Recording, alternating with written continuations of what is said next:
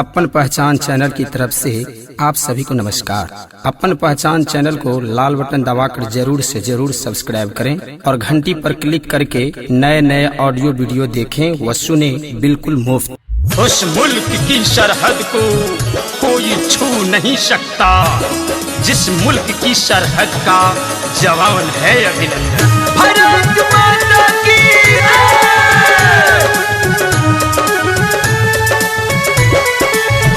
देश की जान अभिनंदन है, देश का मान अभिनंदन है, भारत की शान अभिनंदन है, भारत का जवान अभिनंदन है। देश की जान अभिनंदन है, देश का मान अभिनंदन है, भारत की शान अभिनंदन है, भारत का जवान अभिनंदन है।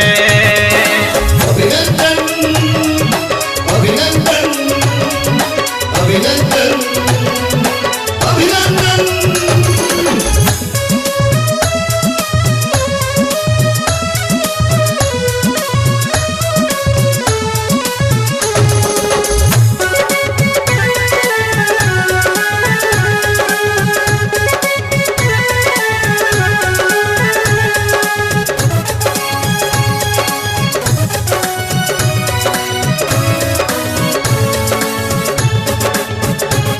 दुश्मन के छाती चीर के तूने सबको है दिखला दिया, 40 वीर सपूत के बदले 400 मार गिरा दिया।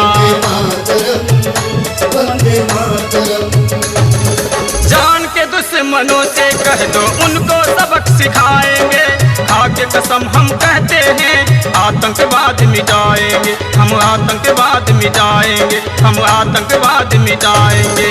हिंदुस्तान जिंदाबाद। देश की जान अभिनंदन है, अजीमो शान अभिनंदन है, भारत की शान अभिनंदन है, भारत का जवान अभिनंदन है।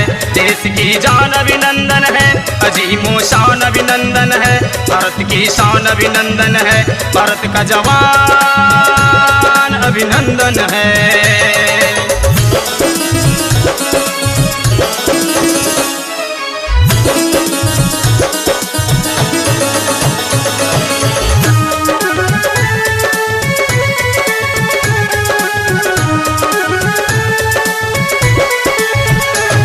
दुश्मन के घर में घुस करके दुश्मन के किले उड़ाती है, भारत की पीरा हरने को भारत की बेटी आती है।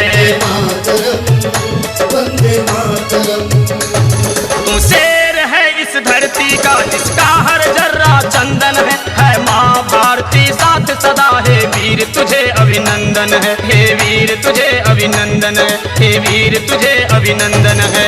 जय महाकाल। देश की जान अभिनंदन है, अजीमो शान अभिनंदन है, भारत की शान अभिनंदन है, भारत का जवान अभिनंदन है। देश की जान अभिनंदन है, अजीमो शान अभिनंदन है, भारत की शान अभिनंदन है, भारत का जवान अभिनंदन है।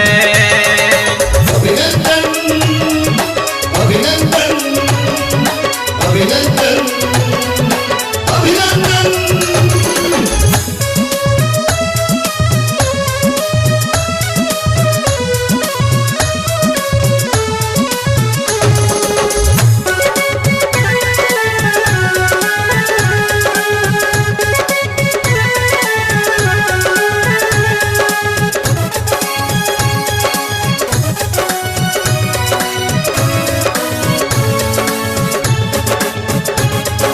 MiG-21 से तूने F-16 को उड़ाया है, देश के वीर सपूतों तूने माँ की लाज बचाया है।